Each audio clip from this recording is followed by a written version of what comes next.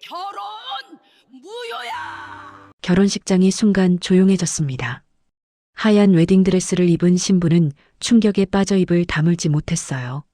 아들은 눈물을 뚝뚝 흘리며 고개를 숙이고 있었습니다. 모든 하객들의 시선이 한 여자에게 집중되었어요. 엄마, 제발. 아들의 절규가 예식장에 울려 퍼졌지만 선자의 마음은 이미 굳어져 있었습니다. 당신들이 우리 가족을 망가뜨렸어!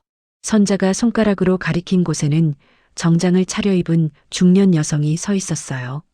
그 여자의 차가운 미소가 선자의 분노를 더욱 끌어오르게 했습니다. 평범한 가정의 엄마가 아들의 결혼식을 박살낸 이유는 무엇이며 저 정장 여성의 정체는 과연 누구일까요? 이 모든 이야기는 열흘 전 아들 방에서 발견한 한 장의 서류에서 시작되었습니다. 사연 시작 전 어디에서 듣고 계신지 댓글 한번 남겨주세요. 여러분의 구독과 댓글은 저의 큰 원동력이 됩니다. 선자는 아들 태윤이 3일째 부산 출장을 간 사이 밀린 집안일을 하고 있었습니다. 오랜만에 한가한 오후였거든요. 34살이 된 아들의 방은 여전히 어수선했어요. 선자는 작은 한숨과 함께 태윤의 책상부터 정리하기 시작했습니다. 낡은 책들과 업무 서류들 사이로 오래된 영수증과 볼펜들이 뒤섞여 있었어요. 선자는 하나하나 분류하며 정리하다가 책상 서랍 깊숙한 곳에서 두툼한 갈색 봉투를 발견했습니다. 봉투 표면에는 아무런 표시도 없었지만 뭔가 중요한 서류가 들어있는 것 같았어요. 잠시 망설였습니다. 아들의 사생활을 들여다보는 것 같아 마음이 편하지 않았거든요. 하지만 혹시 중요한 서류를 잃어버릴까봐 걱정되어 조심스럽게 봉투를 열어보았어요. 봉투 안에서 나온 것은 예상과는 전혀 다른 것이었습니다. 하얀 종이 위에 인쇄된 파란색 병원 로고가 선자의 눈에 들어왔어요. 강남에 있는 유명한 정신건강의학과 클리닉이었습니다. 선자의 손이 미세하게 떨리기 시작했어요. 김태윤 환자의 심리평가 소견서. 제목을 본 순간 선자의 머릿속이 하얗게 변했어요. 아들이 정신과 치료를 받고 있었다는 사실을 이제야 알게 된 거였습니다. 급하게 내용을 살펴보니 더욱 충격적인 문구들이 눈에 들어왔어요. 의존성 성향 강화 위험. 특히 연인 관계에서 불안장애 증상 심화. 지속적인 상담 치료 필요함. 현재 연인과의 관계에서 극심한 스트레스 호소. 분리 불안 증상으로 인한 충동적 의사결정 위험성 있음. 선자는 소견서를 든 손이 덜덜 떨리는 것을 느꼈어요. 언제부터 아들이 이런 고민을 혼자 안고 살았을까요? 왜 엄마에게는 한마디도 말하지 않았을까요? 목이 메어오면서 가슴이 답답해졌습니다. 소견서 날짜를 보니 한 달 전부터 꾸준히 치료를 받아온 것 같았어요. 담당 의사의 메모에는 환자의 연인에 대한 과도한 집착과 의존성이 우려됨, 건강한 관계 형성을 위한 지속적 상담 필요라고 적혀 있었습니다. 바로 그때 휴대폰에서 카드 결제 알림이 연달아 울렸어요. 처음엔 스팸 문자려니 했지만 화면에 떠오른 금액을 보고는 깜짝 놀랐습니다. 신용카드 결제 승인. 금액 3천만 원. 가맹점명 프리미엄 웨딩 컬렉션. 신용카드 결제 승인. 금액 7천만 원. 가맹점명 프리미엄 웨딩 컬렉션. 연이어 온 문자 메시지를 보며 선자는 현실감을 잃었어요. 총 1억 원이 결제되었다는 게 믿어지지 않았거든요. 웨딩이라는 단어가 계속 눈에 들어왔습니다. 아들이 결혼 준비를 하고 있다는 뜻일까요? 그것도 1억 원이나 들여서 말이에요. 선자는 급하게 태윤에게 전화를 걸었습니다. 한 번, 두 번, 세 번의 신호음이 지나고 나서야 아들의 목소리가 들렸어요. 네, 엄마. 태윤아, 이게 뭐야? 카드 결제 문자가 왔는데 1억 원이라고 나와 있어. 웨딩 뭐라고? 선자의 목소리가 떨리고 있었어요. 전화 너머로 잠시 침묵이 흘렀습니다. 그리고 태윤의 목소리가 평소보다 차갑고 단호하게 들렸어요. 엄마, 말씀드리려고 했어요. 서윤이랑 결혼하기로 했거든요. 다음 달에 식 올려요. 선자의 심장이 쿵 내려앉았습니다. 서윤은 태윤이 몇 달 전부터 만나고 있다던 여자친구였어요. 29살의 직장 여성이라고 했지만 몇 번 집에 데려온 적이 있을 때 선자는 그 여자가 영 마음에 들지 않았거든요. 뭔가 계산적인 느낌이 들었거든요. 1억 원씩이나 들여서 결혼식을 올린다고? 너 지금 정신이 있는 거니? 그런 돈이 어디 있다고. 엄마, 제가 벌어서 제가 쓰는 거예요. 그리고 서윤이는 평생 한 번뿐인 결혼식이니까 제대로 해주고 싶다고 했어요. 선자는 화가 나서 목소리가 높아졌어요. 평생 한 번뿐이라고? 그럼 너는 뭐야? 너도 평생 한 번뿐인 결혼 아니야? 왜 그 여자 말만 듣고. 엄마, 이번엔 내 인생 내가 결정해요. 태윤의 목소리에는 전에 없던 단호함이 담겨 있었어요. 평소 순종적이고 엄마 말을 잘 듣던 아들의 말투가 아니었습니다. 마치 누군가에게 세뇌당한 것처럼 느껴졌어요. 태윤아, 엄마랑 한번 만나서 제대로 이야기하자. 이렇게 급하게 결정할 일이 아니잖니. 결혼이 장난이야? 엄마는 항상 그러세요. 제가 뭔가 결정하려고 하면 반대부터 하시잖아요. 왜 제 행복을 위해서 하는 일에 반대하세요? 행복이라고? 1억 원 빚을 지면서 하는 결혼이 행복이야? 빚이 아니에요. 서윤이가 도와줄 거라고 했어요. 그리고 이번엔 달라요. 엄마가 뭐라고 하셔도 제 뜻대로 할 거예요. 전화가 뚝 끊어졌습니다. 선자는 멍하니 휴대폰을 바라보며 앉아 있었어요. 손에는 여전히 아들의 정신과 소견서가 들려 있었고 휴대폰 화면에는 1억 원 결제 문자가 떠 있었습니다. 선자의 머릿속에 한 가지 생각이 번개처럼 스쳐 지나갔어요. 또 그 여자 때문이야. 서윤이라는 여자가 나타난 이후로 태윤의 모든 것이 달라졌거든요. 예전엔 엄마와 뭐든 상의하던 아들이었는데 점점 멀어져 갔어요. 주말마다 집에 오던 아들이 이제는 한 달에 한 번도 얼굴 보기 힘들었습니다. 그런데 이제는 정신과 치료까지 받고 있었고 1억 원이라는 거금을 혼자 결정해서 쓰고 있었어요. 도대체 서윤이라는 여자가 아들에게 무슨 짓을 한 걸까요? 선자는 소견서를 다시 펼쳐보았습니다. 의존성 성향 강화 위험이라는 문구가 다시 한번 가슴을 후벼 팠어요. 연인과의 관계에서 극심한 스트레스라는 부분도 마음을 아프게 했습니다. 아들이 누군가에게 의존하고 있고 스트레스까지 받고 있다면 그 대상은 분명 서윤일 거였어요. 선자는 천천히 일어나 거실로 나갔습니다. 태윤이 어렸을 때 찍었던 가족 사진들이 벽에 걸려 있었어요.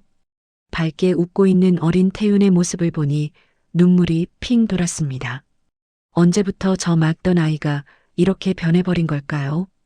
오후 5시가 넘어가고 있었지만 선자는 저녁 준비를 할 엄두가 나지 않았어요. 마음속 깊은 곳에서 불안감이 파도처럼 밀려왔습니다. 뭔가 크게 잘못되고 있다는 예감이 들었거든요. 선자는 다시 소견서를 들여다보았어요. 하단에 작은 글씨로 적힌 메모가 눈에 들어왔습니다. 환자 주변 인물들의 영향력 검토 필요. 특히 연인의 행동 패턴 관찰 요망. 의사도 서윤을 의심하고 있었던 거였어요. 과연 서윤이라는 여자의 정체는 무엇일까요? 그날 오후 4시 태윤은 서윤 몰래 강남에 있는 프리미엄 웨딩 컬렉션을 혼자 찾아갔습니다. 엄마와의 전화통화 이후 마음이 더욱 급해졌거든요. 이번만큼은 절대 포기할 수 없다는 생각이 들었어요. 웨딩홀 입구에 들어서자마자 화려한 샹들리에와 대리석 바닥이 태윤을 압도했습니다. 로비 곳곳에는 유명 연예인들의 결혼식 사진들이 액자에 담겨 걸려 있었어요. 마치 자신도 그런 특별한 사람이 된 것 같은 착각이 들었습니다. 접수 데스크에 앉아있던 직원이 밝은 미소로 태윤을 맞이했어요. 안녕하세요. 예약하고 오신 김태윤 고객님이시죠? 저는 이번 상담을 담당할 김주희 팀장입니다. 김주희는 30대 후반으로 보이는 여성이었어요. 완벽하게 차려입은 정장 차림에 진주 목걸이를 걸고 있었습니다. 그녀의 손톱은 깔끔하게 매니큐어가 발라져 있었고 말하는 모든 단어에 자신감이 묻어났어요. 저희 프리미엄 웨딩 컬렉션에 관심을 가져주셔서 감사합니다. 혹시 신부님은 함께 안 오셨나요? 태윤은 잠시 머뭇거렸습니다. 서윤에게 미리 말하지 않고 온 것이 조금 부담스러웠거든요. 아, 네. 오늘은 제가 먼저 상담받아 보려고 왔어요. 신부가 워낙 바빠서. 물론이죠. 요즘 신랑분들이 먼저 오셔서 깜짝 이벤트로 준비하시는 경우가 많아요. 정말 로맨틱하시네요. 김주인은 태윤을 VIP 상담실로 안내했습니다. 상담실은 호텔 스위트룸처럼 호화로웠어요. 가죽 소파와 크리스털 테이블, 그리고 벽면 전체를 덮은 웨딩드레스 사진들이 인상적이었습니다. 저희가 제안드리는 프리미엄 패키지는 정말 특별합니다. 일반적인 결혼식과는 차원이 다르거든요. 김주희가 두꺼운 카탈로그를 펼쳐 보이기 시작했어요.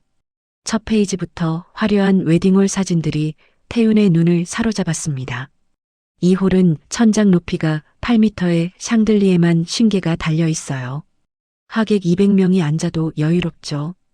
그리고 이 스테이지는 유명 가수들이 콘서트에서 사용하는 것과 같은 수준입니다. 페이지를 넘길 때마다 더욱 화려한 장면들이 나타났어요. 꽃으로 장식된 통로, 프랑스에서 공수해 온다는 샴페인 타워, 그리고 미슐랭 스타 셰프가 직접 만든다는 코스 요리까지. 태윤은 점점 빠져들고 있었습니다. 서윤이 이런 화려한 결혼식에서 웨딩드레스를 입고 걸어 나오는 모습을 상상하니 가슴이 두근거렸어요. 가격은 어떻게 되나요? 프리미엄 패키지는 총 1억 원입니다. 하지만 이 가격에는 모든 것이 포함되어 있어요. 웨딩홀 대여료, 드레스 렌탈, 메이크업, 사진 촬영, 영상 제작, 식사, 음향, 조명까지 모든 서비스가 들어 있습니다. 1억 원이라는 숫자를 들은 순간 태윤의 마음이 흔들렸어요. 하지만 김주인은 재빠르게 다음 설명을 이어갔습니다. 사실 이런 퀄리티의 결혼식을 따로따로 준비하시면 1억 5천만 원은 들어요.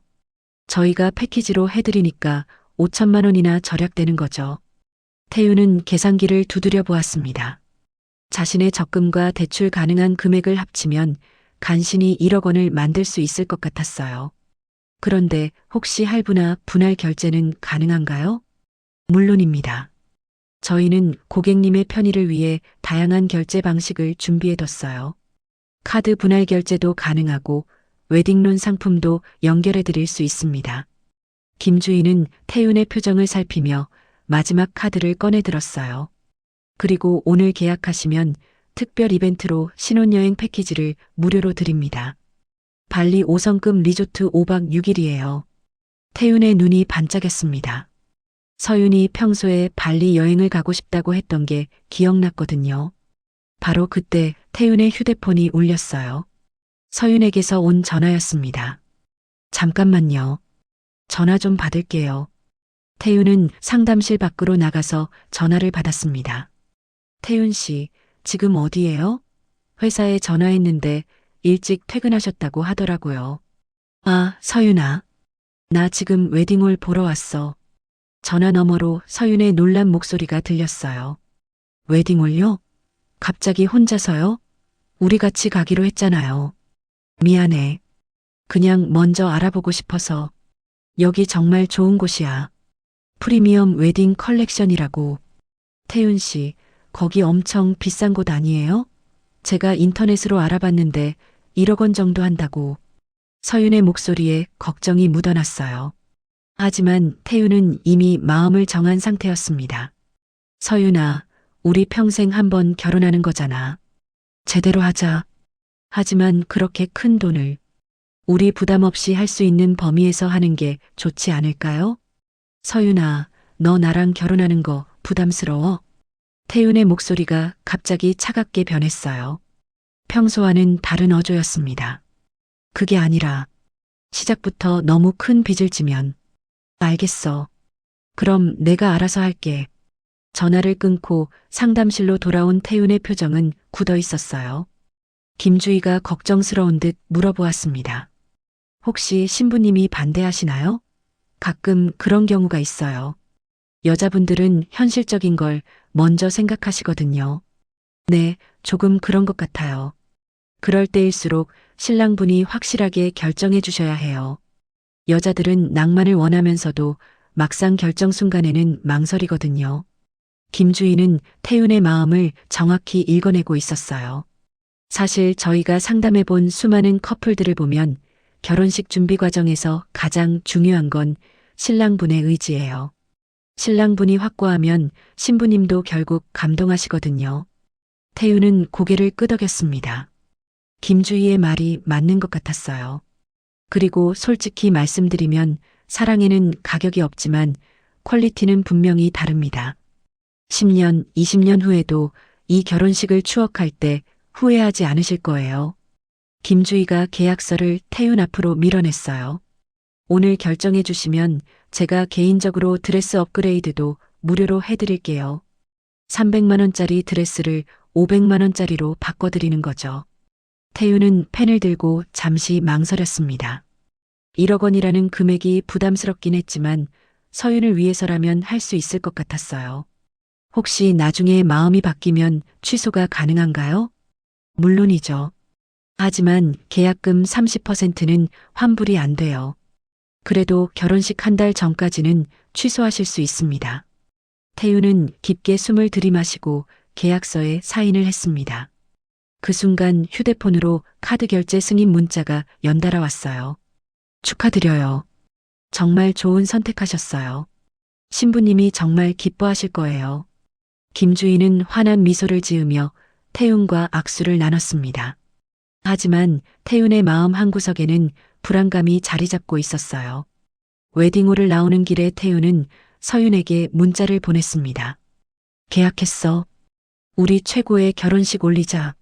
하지만 서윤의 답장은 한참 후에야 왔어요. 이미 계약하셨구나요. 내일 직접 만나서 이야기해요.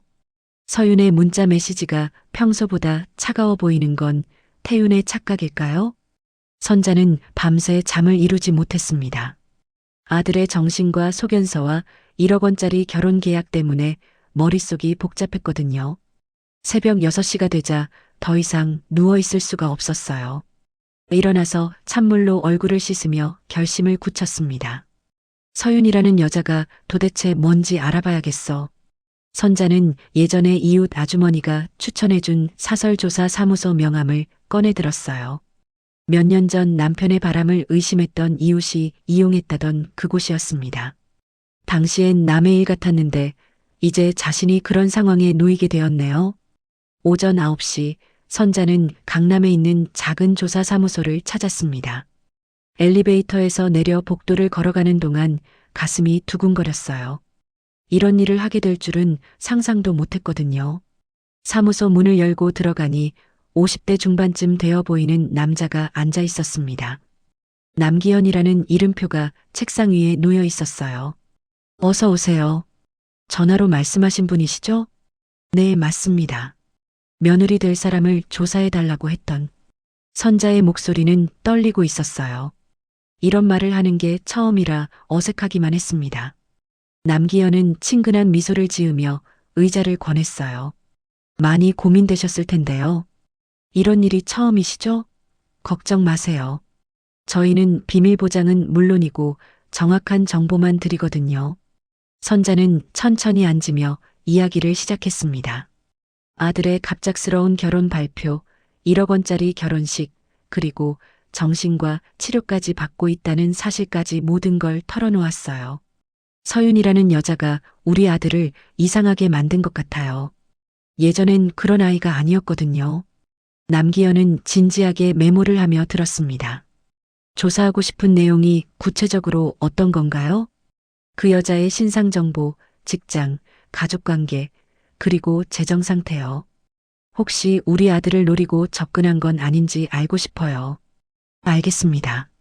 일주일 정도 시간을 주시면 자세한 보고서를 드릴 수 있어요. 선자는 조사비 50만 원을 지불하고 사무소를 나왔습니다. 뭔가 돌이킬 수 없는 일을 시작한 것 같아 마음이 무거웠어요. 일주일 후 남기현으로부터 연락이 왔습니다. 선자는 다시 사무소를 찾았고 두툼한 조사 보고서를 받아들었어요. 보고서를 펼쳐보는 순간 놀라운 내용들이 눈에 들어왔습니다. 이상하네요. 예상했던 것과는 완전히 다른 결과예요. 남기현의 말에 선자는 더욱 집중해서 보고서를 읽어봤어요. 김서윤, 29살, 중견 IT회사 마케팅팀 과장. 연봉 4,500만 원. 부모님은 부산에 거주 중이고 아버지는 작은 공장을 운영하시네요. 선자는 계속해서 내용을 살펴봤습니다. 그런데 읽으면 읽을수록 이상했어요. 명품 구매 내역이 전혀 없네요. 오히려 의류는 아웃렛이나 온라인 쇼핑몰에서 저렴한 것들만 구매하고 있어요. 선자는 고개를 들어 남기현을 바라봤습니다. 이게 정말 맞나요? 제가 본 서윤이는 확실합니다. 카드 사용 내역을 다 확인해 봤거든요. 또 하나 특이한 점이 있어요. 남기현이 보고서의 다른 페이지를 넘겨주었습니다. 학자금 대출이 있었는데 작년에 모두 상환 완료했어요. 본인이 벌어서 다 갚은 거죠. 그리고 이 부분 보세요. 선자는 남기현이 가리키는 곳을 봤습니다. 2019년부터 2021년까지 3년 동안 요양병원에서 간병 아르바이트를 했네요. 어머니가 치매에 걸리셔서 간병비를 벌기 위해서였대요. 선자의 마음이 복잡해졌어요. 지금까지 서윤을 돈만 밝히는 여자라고 생각했는데 전혀 다른 모습이었거든요. 그럼 이 여자가 우리 아들 돈을 노리고 접근한 게 아니라는 말씀이세요? 적어도 재정적인 면에서는 그럴 가능성이 낮아 보입니다. 오히려 서윤 씨가 더 절약하며 살고 있어요. 선자는 보고서를 들고 멍하니 앉아 있었어요. 머릿속이 더욱 복잡해졌습니다. 그럼 도대체 뭘 노리고 우리 아들과 혹시 다른 관점에서 생각해 보셨나요? 아드님이 서윤 씨에게 의존적이 된 이유가 따로 있을 수도 있어요. 남기현의 말에 선자는 깜짝 놀랐습니다. 무슨 뜻이죠? 보통 이런 경우에는 여자가 남자를 조종하는 게 아니라 남자가 여자에게 과도하게 매달리는 경우가 많거든요. 아드님의 심리 상태는 어떠신가요? 선자는 아들의 정신과 소견서가 떠올랐어요. 의존성 성향 강화 위험이라는 문구가 다시 머리에 맴돌았습니다. 사실은 아들이 정신과 치료를 받고 있어요. 불안장애랑 의존성 문제로요. 아, 그렇다면 상황이 달라지네요. 서윤 씨를 조사한 결과로는 특별히 의심스러운 부분이 없어요. 오히려 성실하고 책임감 있는 여성으로 보이거든요. 선자는 보고서를 다시 천천히 읽어봤습니다. 서윤의 생활 패턴, 인간관계, 소비 습관까지 모든 게 평범하고 건전했어요. 친구들과의 관계도 좋았고 직장에서의 평가도 우수했습니다. 그럼 제가 잘못 생각한 건가요? 단정하기는 어렵지만 적어도 서윤 씨가 아드님을 이용하려는 의도는 없어 보여요. 오히려 아드님이 서윤 씨에게 과도하게 의존하고 있는 것 같은데요. 선자의 가슴이 답답해졌어요. 지금까지 서윤을 나쁜 여자라고 단정하고 미워했는데 알고 보니 그게 아닐 수도 있다는 거였거든요. 그런데 1억 원짜리 결혼식은 왜 하겠다는 거죠? 서윤이가 원한 거 아니에요? 이 부분도 조사해 봤는데요. 웨딩 업체 직원 말로는 남자분이 더 적극적이었대요. 여자분은 오히려 과하다며 말렸다고 하더라고요. 선자는 충격을 받았어요. 서윤이 아들을 부추긴 게 아니라 말렸다는 거였거든요. 그럼 우리 아들이 혼자서 그런 결정을 한 건가요? 가능성이 높아 보입니다. 불안 장애가 있으신 분들은 때로 과도한 행동으로 상대방의 관심을 끌려고 하거든요. 선자는 천천히 일어났습니다. 보고서를 가방에 넣으며 생각이 많아졌어요. 조사원님, 혹시 서윤이라는 여자가 우리 아들과 정말 사랑해서 만나는 건가요? 제가 보기엔 그런 것 같아요. 서윤 씨도 아드님을 진심으로 좋아하는 것 같더라고요. 다만 아드님의 의존적인 성향이 문제일 뿐이죠. 선자는 사무소를 나와 거리를 걸었습니다. 머릿속이 완전히 뒤죽박죽이 되었어요. 지금까지 서윤을 미워했는데 알고 보니 잘못 생각한 것 같았거든요. 그런데 한편으로는 더욱 혼란스러웠습니다. 서윤이 나쁜 여자가 아니라면 왜 아들이 정신과 치료를 받게 된 걸까요? 왜 1억 원이나 되는 돈을 혼자 결정해서 쓴 걸까요? 선자는 버스 정류장에 앉아 보고서를 다시 펼쳐봤습니다. 서윤의 사진이 붙어 있었어요. 평범하고 선량해 보이는 얼굴이었습니다. 처음에는 계산적으로 보였던 눈매도 이제 보니 그저 조심스러워 보였어요. 저렇게 사는 애가 왜 우리 애를? 선자는 혼잣말을 중얼거렸습니다. 의심의 방향이 완전히 흔들리고 있었죠. 진짜 문제가 무엇인지 점점 더 궁금해졌습니다. 서윤에 대한 조사 결과를 본 후 사흘이 지났지만 선자의 마음은 여전히 혼란스러웠습니다. 서윤이 나쁜 여자가 아니라는 걸 알았지만 그렇다고 해서 마음이 편해지지는 않았어요. 오히려 더욱 복잡해졌죠. 그럼 도대체 뭐가 문제인 거야? 선자는 거실 소파에 앉아 중얼거렸습니다. 아들의 정신과 소견서와 조사 보고서를 번갈아 가며 들여다봤어요. 뭔가 놓친 부분이 있는 것 같았거든요. 그때 남기현 조사원으로부터 전화가 걸려왔습니다. 어머님, 추가로 발견한 것이 있어서 연락드렸어요. 혹시 지금 시간 괜찮으시면 한번 만나볼까요? 선자의 가슴이 두근거렸어요. 뭔가 중요한 내용일 것 같았거든요. 네, 어디서 만날까요?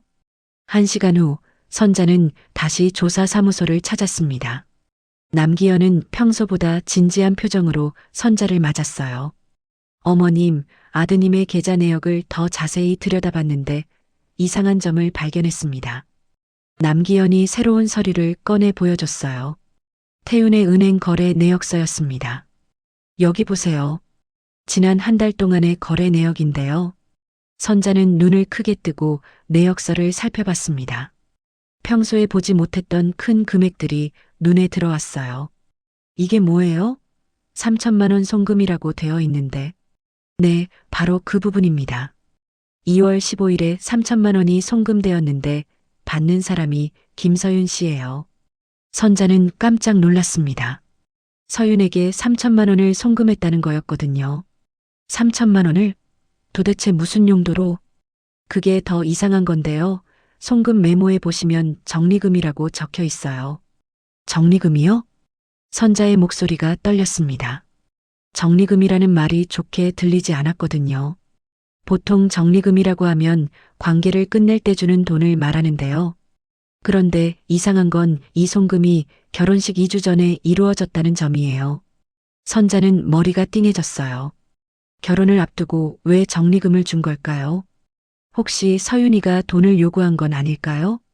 그 가능성도 있지만 확실하지는 않아요. 다만 이 거래가 있은 후에 서윤 씨의 행동에 변화가 있었던 것 같더라고요. 남기현이 다른 자료를 보여줬습니다.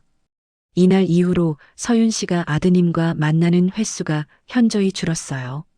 그리고 결혼 준비도 소극적으로 변했고요. 선자는 점점 더 혼란스러워졌어요. 돈을 받았으면 더 적극적이 되어야 하는 게 정상 아닌가요? 그럼 서윤이가 우리 아들과 헤어지려고 했던 건가요? 그럴 가능성이 높아 보여요. 적리금을 받았다는 건 관계를 정리하려고 했다는 뜻일 수 있거든요. 선자는 서류를 들고 멍하니 앉아 있었습니다. 그렇다면 아들이 서윤을 붙잡기 위해서 돈을 준 건가요? 조사원님, 그럼 우리 아들이 서윤이를 놓치기 싫어서 돈으로 붙잡으려고 한 건가요? 그렇게 보이네요. 아드님의 의존성 성향을 고려하면 충분히 가능한 일이에요. 상대방이 떠나려고 하면 무엇이든 하려고 하는 게 의존성 환자들의 특징이거든요. 선자의 가슴이 아팠어요. 아들이 그렇게까지 해가면서 여자를 붙잡으려고 했다니 말이에요. 그런데 왜 서윤이는 돈을 받고도 관계를 계속하는 거죠? 이 부분이 제일 복잡한데요. 여러 가지 이유가 있을 수 있어요. 진짜로 아드님을 좋아해서일 수도 있고 아니면 다른 압박이 있었을 수도 있어요. 남기현이 조심스럽게 말을 이었습니다. 사실 적리금을 받았다는 것 자체가 서윤 씨에게는 부담이 될 수 있어요. 돈을 받아버린 이상 쉽게 헤어질 수도 없고요. 선자는 이제야 상황이 이해되기 시작했어요. 서윤이 아들을 이용한 게 아니라 오히려 아들이 서윤을 올가맨 것일 수도 있다는 거였죠. 그럼 서윤이가 억지로 결혼하려는 건가요? 가능성이 있어요. 3천만 원이라는 거금을 받아버린 이상 도덕적 부담감을 느낄 수 있거든요. 선자는 갑자기 서윤에게 미안한 마음이 들었습니다. 지금까지 서윤을 나쁘게만 생각했는데 알고 보니 오히려 피해자일 수도 있다는 거였거든요. 조사원님, 서윤이가 정말 우리 아들을 좋아하는 건지 알 수 있는 방법이 있을까요? 직접 만나보시는 게 가장 확실해요. 하지만 지금 상황에서는 서윤 씨도 상당히 위축되어 있을 거예요. 선자는 서류를 정리하며 일어났습니다. 더 이상 추측만 할 수는 없었어요. 직접 확인해 봐야겠다는 생각이 들었죠. 사무소를 나온 선자는 곧바로 서윤의 직장으로 향했습니다. 조사보고서에 적힌 IT 회사 주소를 찾아가기로 했어요. 점심시간이면 서윤을 만날 수 있을 거라고 생각했거든요. 회사 근처 카페에서 기다리던 선자는 정오가 조금 넘어서 서윤이 나오는 것을 봤습니다.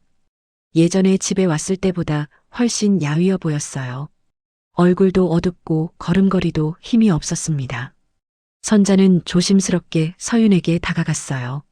서윤아, 나야. 서윤은 깜짝 놀라며 뒤돌아봤습니다.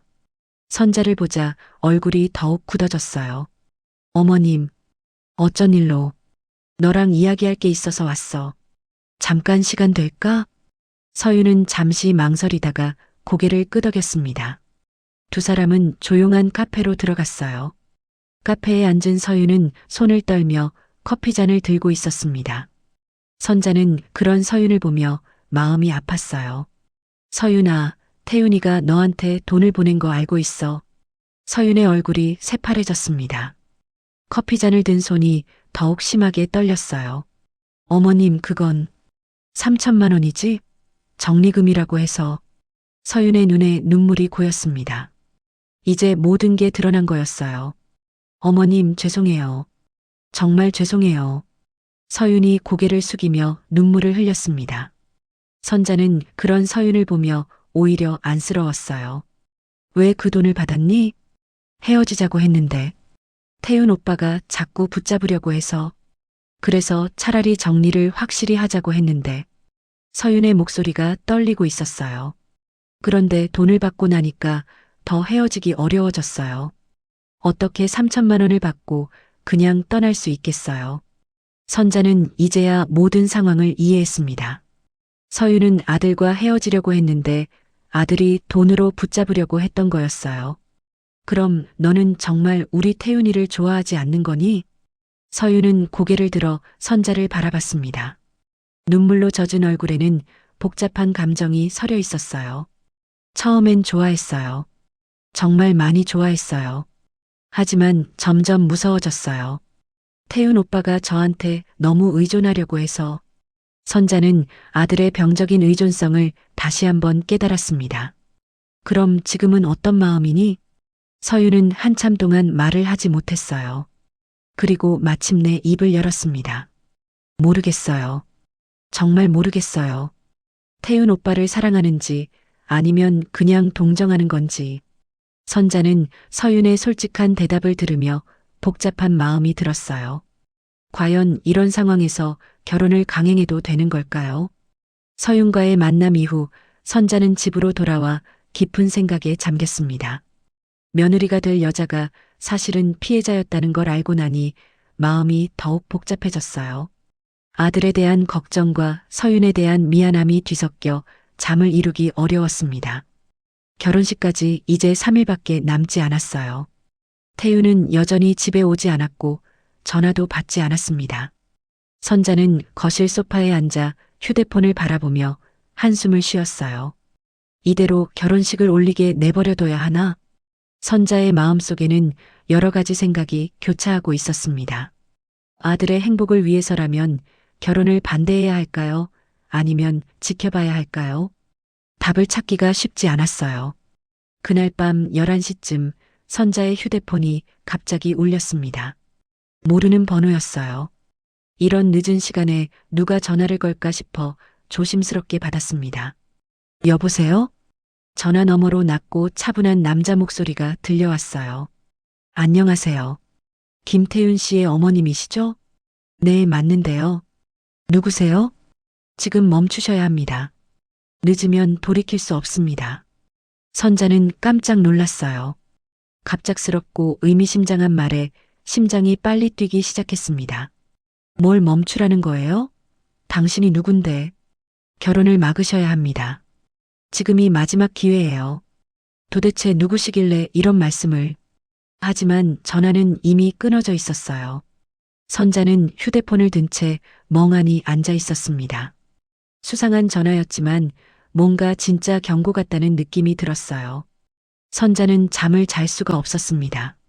새벽까지 뒤척이며 그 남자의 말을 계속 생각했어요.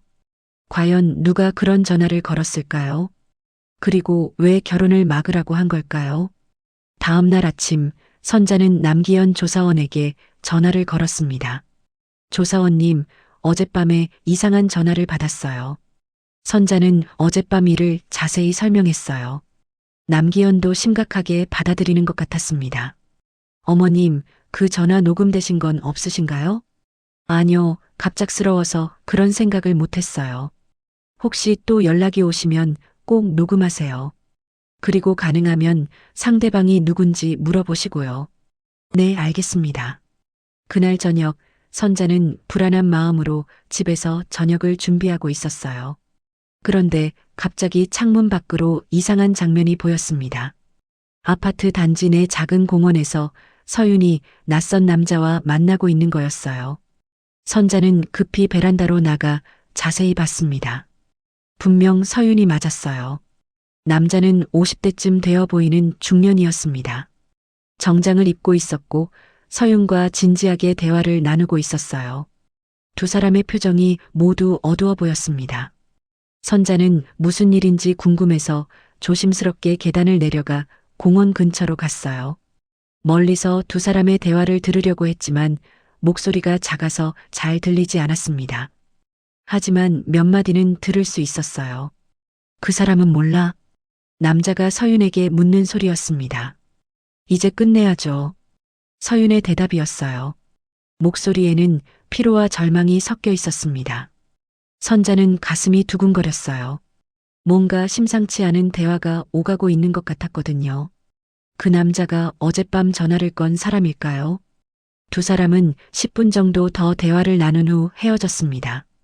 남자는 검은색 승용차를 타고 떠났고 서윤은 혼자 공원 벤치에 앉아 있었어요. 선자는 서윤에게 다가갔습니다. 서윤아. 서윤은 깜짝 놀라며 돌아봤어요. 얼굴이 창백했고 눈이 빨갛게 부어 있었습니다. 어머님, 언제부터 계셨어요? 방금 나왔는데 너 혹시 울었니?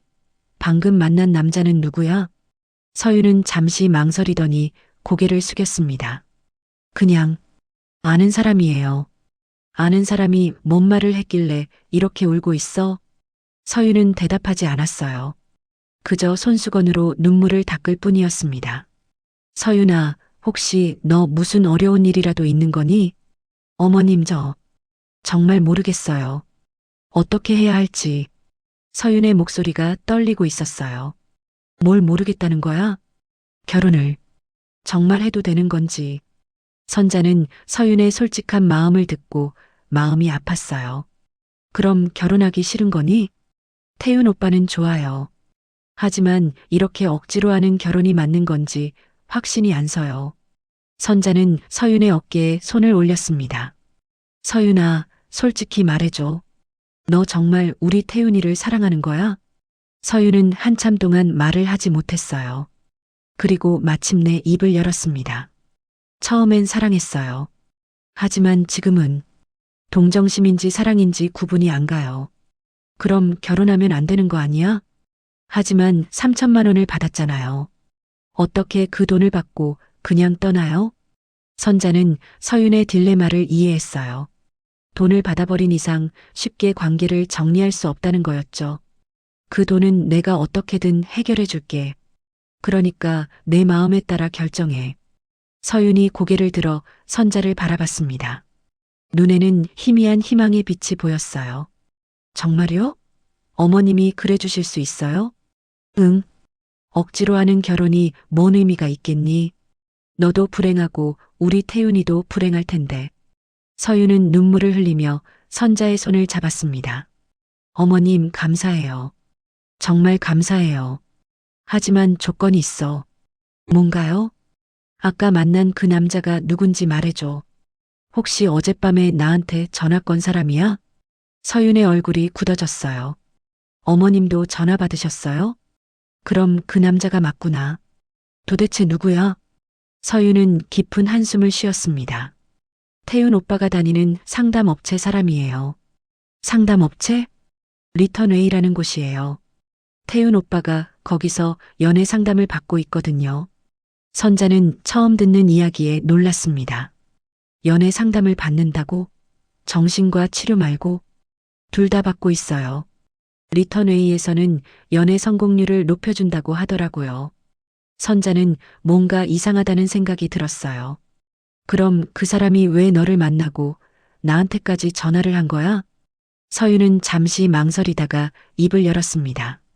제가 태윤 오빠와 헤어지려고 한다는 걸 알고 뭔가 제안을 했어요. 무슨 제안? 결혼을 깨뜨리면 보상을 해주겠다고. 선자는 충격을 받았습니다. 도대체 무슨 일이 벌어지고 있는 건지 알 수가 없었죠. 서윤으로부터 리턴웨이라는 연애 상담 업체 이야기를 들은 선자는 집으로 돌아와서도 마음이 불안했습니다. 결혼을 깨뜨리면 보상을 해준다는 말이 계속 머릿속을 맴돌았어요. 도대체 무슨 목적으로 그런 제안을 한 걸까요? 다음 날 아침, 선자는 남기현 조사원에게 전화를 걸었습니다. 조사원님, 리턴웨이라는 곳을 조사해 주실 수 있나요? 리턴웨이요? 처음 들어보는 이름인데요. 태윤이가 그곳에서 연애 상담을 받고 있다고 하더라고요. 뭔가 이상해요. 남기현은 바로 조사에 착수했습니다. 이틀 후, 선자는 충격적인 조사 결과를 듣게 되었어요. 어머님, 이 업체 정말 문제가 많습니다. 남기현의 목소리에는 심각함이 담겨 있었어요. 어떤 문제인가요? 일단 만나서 자세히 설명드릴게요. 선자는 급하게 조사사무소로 향했습니다. 남기현은 두툼한 자료를 준비해놨어요. 리턴웨이는 겉으로는 연애 상담 업체지만 실제로는 매우 의심스러운 일들을 하고 있어요. 선자는 긴장한 채로 자료를 들여다봤습니다. 이들이 하는 일은 단순한 상담이 아니에요. 고객의 심리를 조종해서 의존적으로 만든 다음 계속 돈을 뜯어내는 구조거든요. 그럼 우리 태윤이도, 네, 아드님도 피해자일 가능성이 높아요. 남기현이 태윤의 카드 사용 내역을 보여줬어요.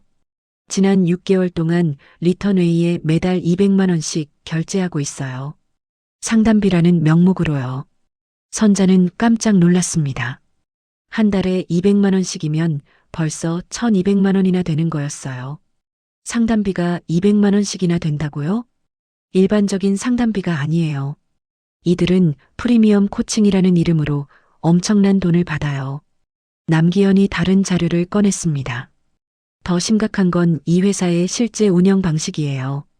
고객이 연애에 성공하면 더 많은 돈을 요구하고 실패하면 재회 프로그램을 판매해요. 재회 프로그램이요? 헤어진 연인과 다시 만날 수 있다고 속여서 또 돈을 받는 거죠. 선자는 점점 더 분노가 치밀어 올랐어요. 그럼 우리 태윤이가 지금까지 속은 거네요? 그런 것 같아요. 특히 의존성 성향이 있는 분들을 노린다고 하더라고요. 선자는 이제야 모든 게 이해되었습니다. 아들이 정신적으로 불안한 상태에서 이런 업체에 휘말린 거였어요. 조사원님, 이 회사 대표가 누군지 알 수 있나요? 한미정이라는 여자입니다. 40대 후반이고 심리학 박사라고 하는데 진짜인지는 의심스러워요. 남기현이 한미정의 사진을 보여줬어요. 냉정하고 계산적인 눈빛을 가진 여성이었습니다. 이 사람이 직접 아드님을 상담했을 가능성이 높아요. 선자는 사진을 보며 분노가 끓어올랐습니다. 저런 사람이 아들을 이용했다는 생각에 참을 수가 없었어요. 혹시 이 회사에서 실제 상담하는 모습을 볼 수 있을까요? 어려울 것 같은데. 아, 잠깐만요. 남기현이 뭔가 생각이 난 듯 말했어요. 제가 아는 사람 중에 이 업체에서 일했던 직원이 있어요. 그 사람한테 물어보면 내부 사정을 알 수 있을 거예요. 정말요? 꼭 연락해 주세요. 하루 후 남기현은 선자에게 놀라운 소식을 전했습니다. 어머님, 리턴웨이 내부 직원을 만났는데 정말 충격적인 이야기를 들었어요. 어떤 이야기인가요? 아드님의 상담 내용을 녹음한 파일이 있대요. 선자의 심장이 빨리 뛰기 시작했어요. 녹음 파일이요? 네, 모든 상담을 몰래 녹음해서 보관한다고 하더라고요. 고객의 약점을 파악하기 위해서요. 선자는 그 파일을 꼭 들어봐야겠다고 생각했습니다. 이틀 후, 남기현은 태윤과 한미정의 상담 내용을 담은 녹음 파일을 구해왔어요. 선자는 떨리는 마음으로 파일을 들었습니다. 녹음 파일 속에서 한미정의 목소리가 들려왔어요. 태윤 씨, 사랑은 설계입니다. 감정에만 의존하면 실패해요. 태윤의 목소리는 불안하고 의존적으로 들렸습니다. 그럼 어떻게 해야 해요? 서윤이가 자꾸 멀어지려고 해서. 그럴수록 더 강하게 붙잡아야 해요. 물질적 투자를 늘리세요. 여자들은 남자의 진심을 돈으로 판단하거든요. 선자는 한미정의 말을 들으며 치가 떨렸어요. 제가 프리미엄 패키지를 권했잖아요. 1억 원짜리 결혼식이면 서윤 씨도 마음이 움직일 거예요. 정말 그럴까요? 확률은 82%입니다. 저희 데이터에 따르면요. 선자는 녹음을 더 들을 수가 없었어요. 아들이 완전히 속고 있었던 거였습니다. 그런데 만약 서윤 씨가 그래도 거부하면 어떻게 하죠? 그때는 플랜 B를 사용해요. 적리금을 주고 미안함을 느끼게 만드는 거죠. 그러면 죄책감 때문에라도 돌아올 거예요. 선자는 깜짝 놀랐어요. 3천만 원 적리금도 이 여자의 계획이었던 거였습니다. 녹음은 계속 이어졌어요. 어머니 때문에 놓친 사랑, 이번엔 되찾으셔야죠. 엄마가 반대하면 어떻게 해요? 부모님도 결국 자식 행복을 바라니까요. 강하게 밀어붙이세요. 선자는 더 이상 들을 수가 없어서 녹음을 멈췄습니다. 조사원님, 이 사람들을 고발할 수 있나요? 사기죄로 고발할 수 있을 것 같아요. 증거도 충분하고요. 선자는 결심을 굳혔어요. 아들을 구하고 다른 피해자들도 막아야겠다고 생각했습니다. 그런데 어머님, 더 심각한 문제가 있어요. 뭔가요? 결혼식이 취소되면 리턴웨이에서 제외 프로그램을 다시 팔려고 할 거예요. 그럼 아드님이 또 속을 수 있거든요. 선자는 한숨을 쉬었습니다. 이 악순환을 어떻게 끊어야 할지 막막했어요. 아들을 이런 조종에서 벗어나게 하는 길을 찾아야 했습니다. 리턴웨이의 실체를 알게 된 후 선자는 잠을 잘 수가 없었습니다. 아들이 그런 악질업체에 속아서 1,200만 원이나 날린 것도 충격이었지만 더 큰 문제는 내일이 결혼식 당일이라는 거였어요. 선자는 새벽 5시에 일어나 태윤에게 전화를 걸어봤습니다. 하지만 여전히 받지 않았어요. 문자도 보냈지만 답장이 오지 않았습니다. 이대로 결혼식을 올리게 둘 순 없어. 선자는 서둘러 옷을 갈아입고 집을 나섰습니다. 먼저 서윤에게 연락을 해야겠다고 생각했어요. 서윤이라도 만나서 상황을 설명하고 결혼을 막아야 했습니다. 오전 8시 선자는 서윤의 집 앞에서 기다리고 있었어요. 서윤이 출근하려고 나오는 걸 보고 급히 다가갔습니다. 서윤아, 잠깐만. 서윤은 선자를 보고 깜짝 놀랐어요.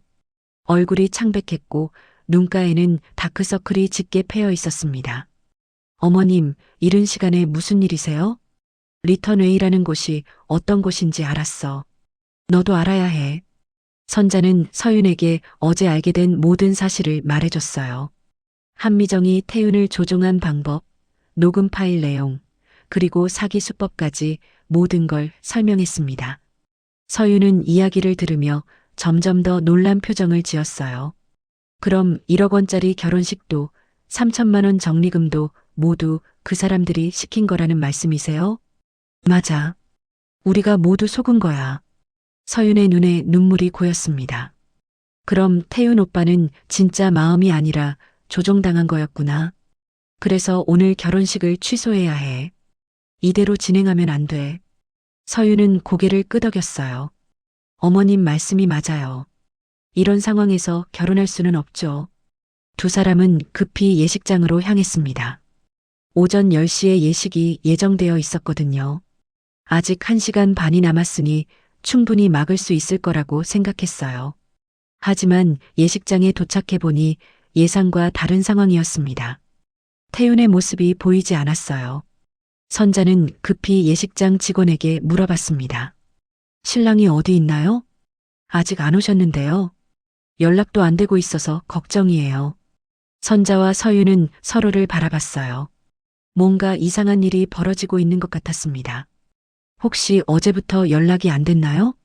네, 어제 오후부터 전화를 받지 않으세요. 선자는 불안해졌습니다. 태윤이 갑자기 잠적한 이유가 뭘까요? 그때 서윤의 휴대폰이 울렸어요. 태윤으로부터 온 문자였습니다. 미안해. 결혼식 못하겠어. 모든 걸 정리하고 와. 서윤은 문자를 보여주며 말했어요. 태윤 오빠가 결혼식을 취소한다고 해요. 선자는 안도의 한숨을 쉬었어요. 다행히 결혼식은 막아진 것 같았습니다. 하지만 곧 다른 문제가 생겼어요. 예식장에는 이미 하객들이 모이기 시작했거든요. 태윤 쪽 친구들과 회사 동료들이 도착하고 있었습니다. 선자는 당황했어요. 이 상황을 어떻게 설명해야 할지 막막했거든요. 서윤아, 어떻게 하지? 사람들한테 뭐라고 말해야 할까? 서윤도 어쩔 줄 몰라 했어요. 일단 양쪽 가족들한테 연락해야겠어요. 그런데 바로 그때 예식장 입구에서 소란이 일어났습니다. 선자가 돌아보니 태윤이 나타난 거였어요. 하지만 평소와는 다른 모습이었습니다. 태윤의 옷은 구겨져 있었고 머리도 헝클어져 있었어요. 얼굴은 창백했고 눈가는 빨갛게 부어 있었습니다. 마치 밤새 울었던 것 같았어요. 태윤아. 선자가 아들에게 달려갔습니다. 태윤은 어머니를 보고는 그대로 주저앉았어요. 엄마, 미안해요. 정말 미안해요. 태윤의 목소리는 떨리고 있었습니다. 태윤아, 괜찮아. 엄마가 다 알고 있어. 엄마도 알아요? 제가 얼마나 바보 같았는지. 태윤은 눈물을 흘리며 말했어요.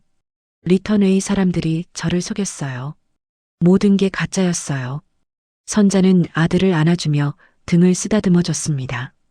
이제 알았으니까 됐어. 중요한 건 내가 깨달은 거야. 서윤도 조심스럽게 다가왔어요. 태윤 오빠, 괜찮아요? 태윤은 서윤을 보며 고개를 숙였습니다. 서윤아, 정말 미안해. 나 때문에 내가 얼마나 힘들었을지. 이제 다 끝났어요. 우리 다시 처음부터 시작해요. 그런데 바로 그때 예식장 안으로 한 여자가 들어왔어요. 한미정이었습니다. 정장을 입고 있었지만 표정은 차갑고 날카로웠어요. 태윤 씨, 뭐 하는 거예요? 한미정의 목소리에는 위협적인 느낌이 들어 있었습니다. 선자는 한미정을 보자마자 화가 치밀어 올랐어요. 당신이 한미정이군요. 누구세요?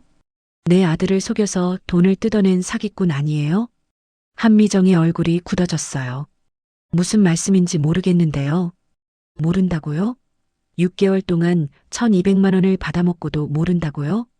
선자의 목소리가 높아졌습니다. 주변 하객들의 시선이 모두 이쪽으로 몰렸어요. 어머님, 여기서 이러시면. 한미정이 조용히 하라는 듯이 말했지만 선자는 멈추지 않았어요. 이 결혼 못해. 선자가 큰 소리로 외쳤습니다. 내 아들이 사기꾼한테 속아서 하는 결혼은 절대 인정할 수 없어. 예식장이 순간 조용해졌어요.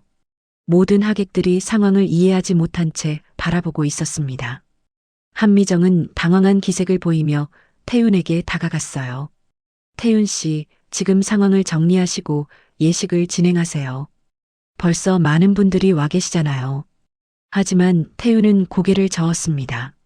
안 돼요. 더 이상 속을 수 없어요. 뭐라고요?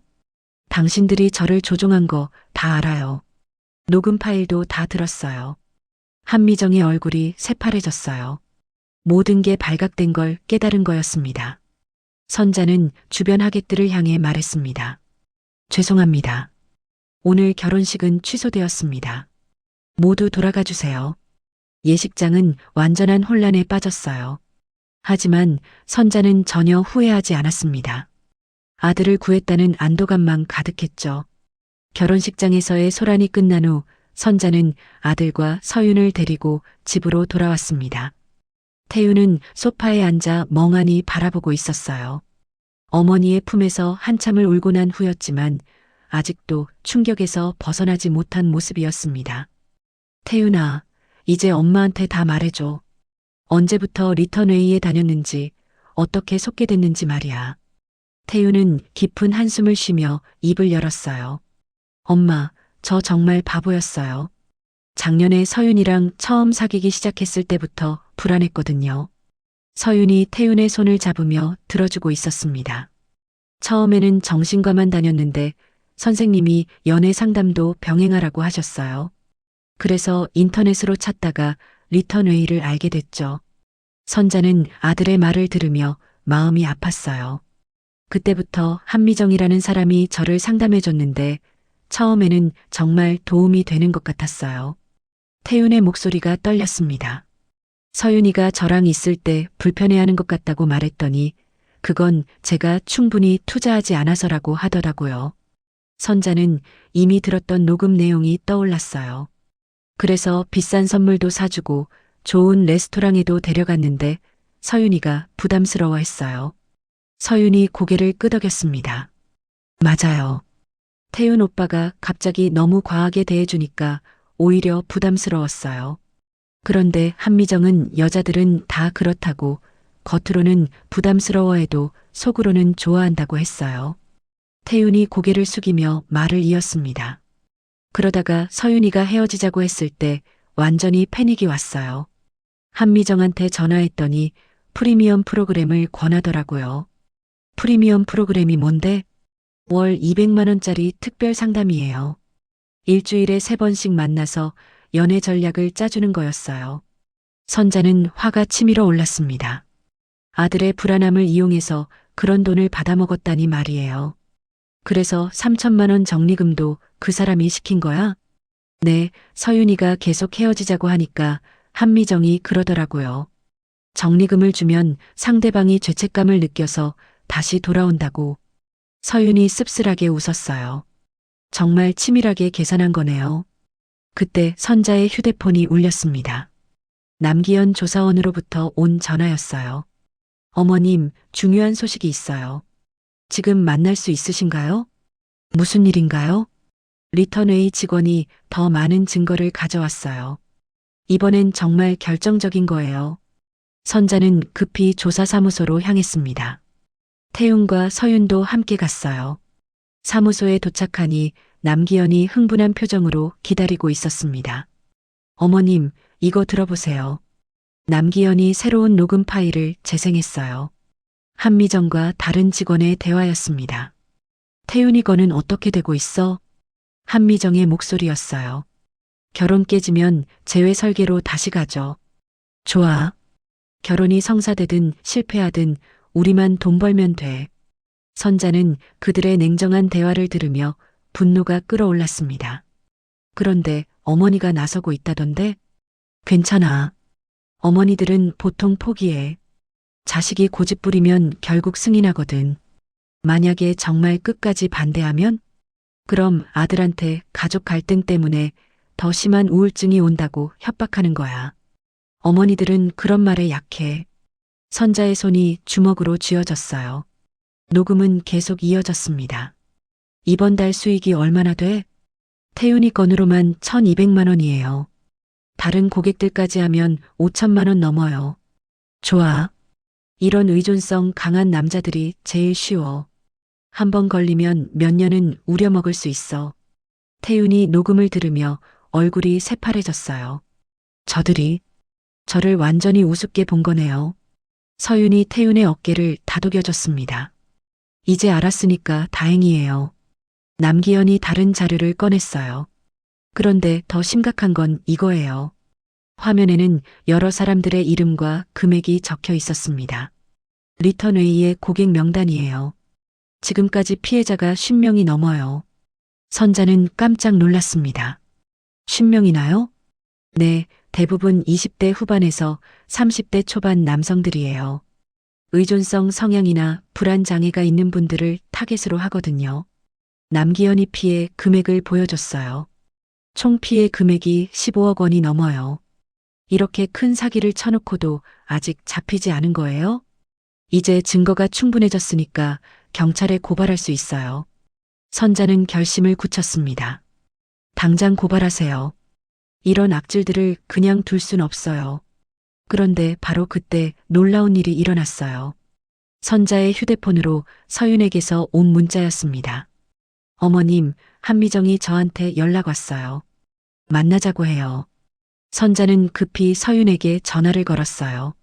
서윤아, 어떤 연락이 왔어? 협박 메시지예요. 태윤 오빠한테 더 심한 정신적 충격을 주기 전에 조용히 정리하라고 하더라고요. 선자의 혈압이 올랐어요. 뭐라고? 감히 협박을? 남기현이 급히 말했어요. 어머님, 이거 완전히 범죄예요.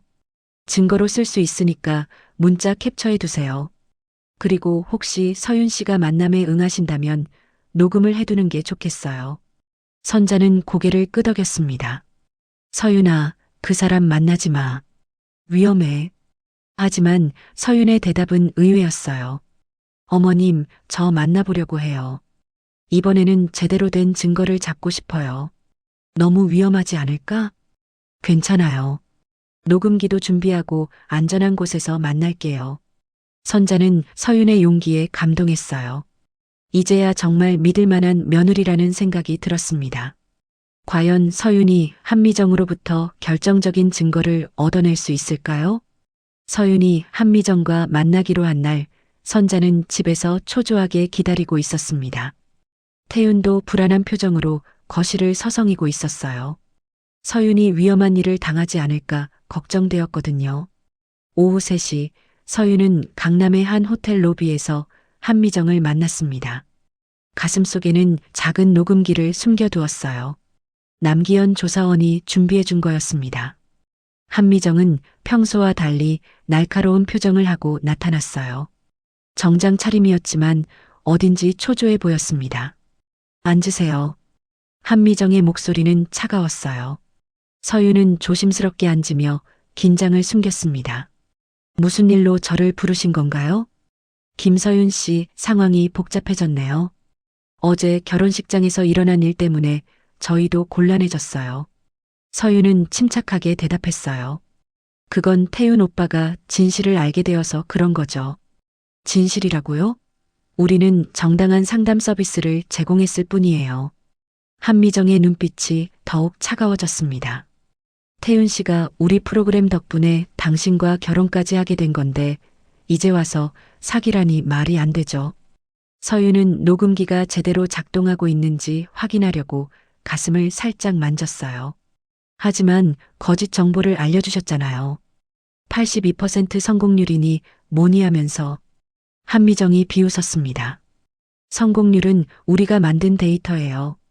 고객들이 믿고 싶어하는 걸 보여준 것뿐이죠. 서윤은 깜짝 놀랐어요. 이렇게 쉽게 인정할 줄은 몰랐거든요. 그럼 처음부터 속일 작정이었다는 말씀이세요? 속인다기보다는 희망을 판 거죠.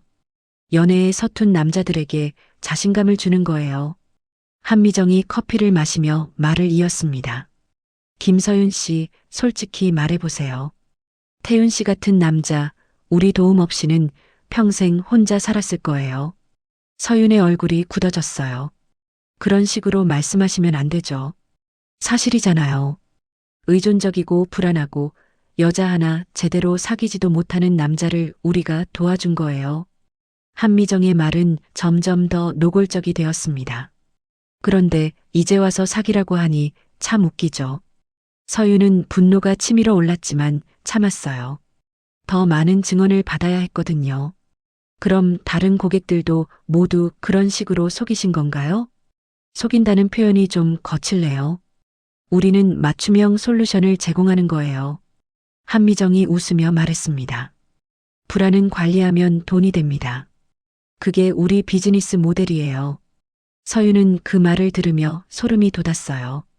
이 여자가 얼마나 냉정한 사람인지 알 수 있었거든요.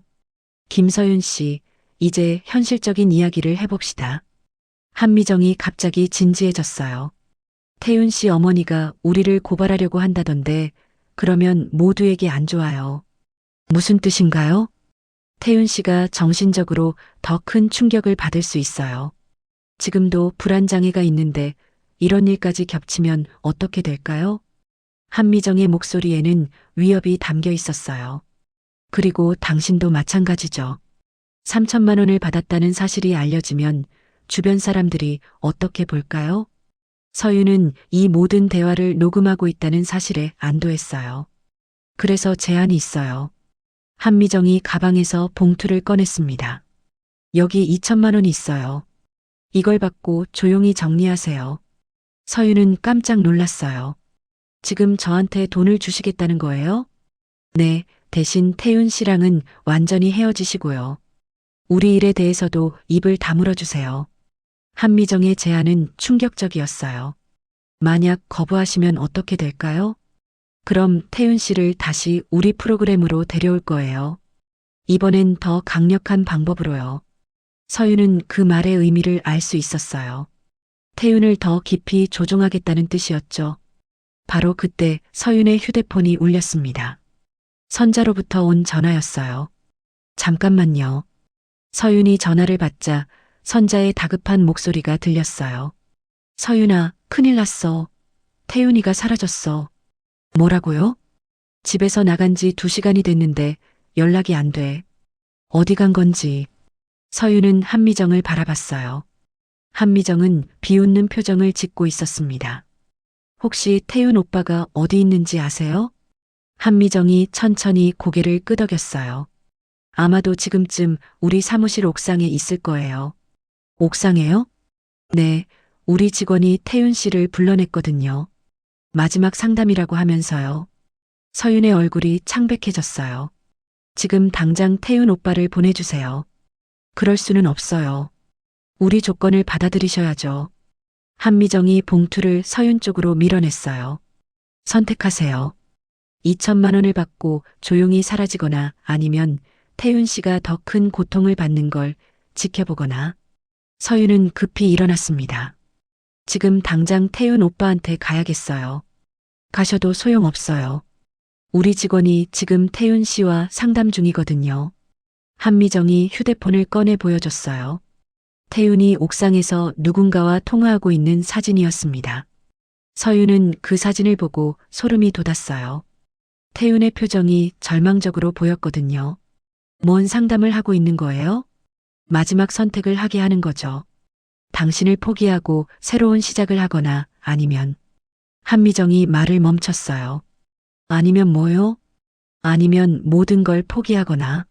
서윤은 그 말의 의미를 깨달았어요. 옥상에서 절망적인 선택을 하게 만드는 거였습니다. 당신들이 정말 악마네요. 비즈니스예요. 감정은 없어요. 서윤은 더 이상 참을 수 없었어요. 급히 호텔을 나와 리턴웨이 사무실로 향했습니다. 동시에 선자에게도 급히 연락했어요. 과연 태윤을 무사히 구해낼 수 있을까요? 서윤의 급한 연락을 받은 선자는 곧바로 리턴웨이 사무실로 향했습니다. 남기현 조사원과 함께 경찰서에 신고도 했어요. 이제는 더 이상 참을 수 없었거든요. 리턴웨이가 있는 건물에 도착했을 때 이미 경찰차 2대가 와 있었습니다. 선자는 급히 엘리베이터를 타고 옥상으로 올라갔어요. 옥상 문을 열고 나서자 태윤이 옥상 모서리에 서 있는 모습이 보였습니다. 선자의 심장이 멈출 것 같았어요. 아들의 뒷모습이 너무나 절망적으로 보였거든요. 태윤은 휴대폰을 들고 누군가와 통화 중이었어요. 리턴웨이 직원으로 보이는 남자가 태윤 옆에 서 있었습니다. 태윤아. 선자가 큰 소리로 불렀습니다. 태윤이 뒤돌아봤는데 얼굴이 완전히 망가져 있었어요. 눈물범벅이 된 채로 멍한 표정을 하고 있었습니다. 엄마, 왜 여기까지? 태윤아, 거기서 내려와. 위험해. 선자는 천천히 아들에게 다가갔습니다. 리턴웨이 직원이 막아서려고 했지만 선자는 무시했어요. 아주머니, 지금 상담 중이니까 방해하지 마세요. 상담이라고요?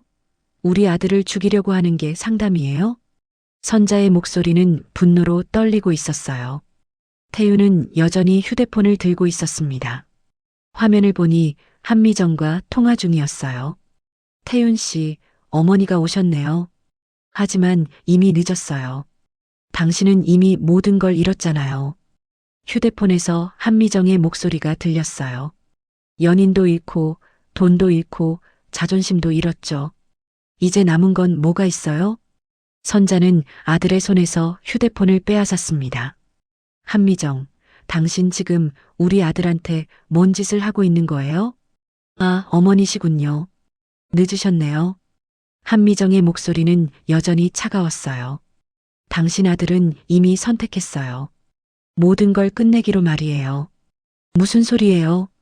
불안은 관리하면 돈이 되지만 관리를 못하면 파멸이 되죠. 선자는 통화를 끊고 아들을 바라봤습니다. 태윤의 눈에는 생기가 없었어요. 태윤아, 엄마 말 들어. 엄마, 저 정말 바보였어요. 모든 걸 망쳤어요. 태윤의 목소리는 작고 떨리고 있었습니다. 아니야. 내가 잘못한 게 아니야. 너를 속인 사람들이 나쁜 거야. 하지만 저는 서윤이한테도 상처를 줬고 엄마한테도 걱정을 끼쳤어요. 선자는 아들에게 다가가 손을 내밀었어요. 그런 건 중요하지 않아. 중요한 건 내가 살아있다는 거야. 바로 그때 계단에서 발소리가 들렸어요. 서윤이 숨을 헐떡이며 올라왔습니다. 태윤 오빠. 서윤도 태윤의 모습을 보고 깜짝 놀랐어요. 급히 달려와 태윤의 다른 쪽 손을 잡았습니다. 오빠 괜찮아요. 이제 다 끝났어요. 서윤아. 미안해. 정말 미안해. 태윤이 서윤을 보며 눈물을 흘렸어요. 사과는 나중에 하고 일단 거기서 내려와요. 서윤의 목소리는 단호했지만 따뜻했어요. 경찰들도 옥상으로 올라왔습니다. 리턴웨이 직원은 이미 체포되어 있었어요. 태윤 씨, 이제 안전해요. 내려오세요. 경찰관이 조심스럽게 말했습니다. 태윤은 선자와 서윤을 번갈아 보며 천천히 고개를 끄덕였어요. 그리고 조심스럽게 안전한 곳으로 걸어왔습니다. 선자는 아들을 꽉 안아줬어요. 태윤은 어머니 품에서 한참을 울었습니다. 엄마, 이번엔 내가 말 안 할게. 내가 선택해. 선자의 말에 태윤이 고개를 들었어요. 뭘 선택하라는 거예요? 내 인생을 어떻게 살지 말이야. 엄마가 더 이상 간섭 안 할게. 태윤은 어머니의 말에 놀랐어요. 엄마, 그 대신 혼자 결정하지는 마.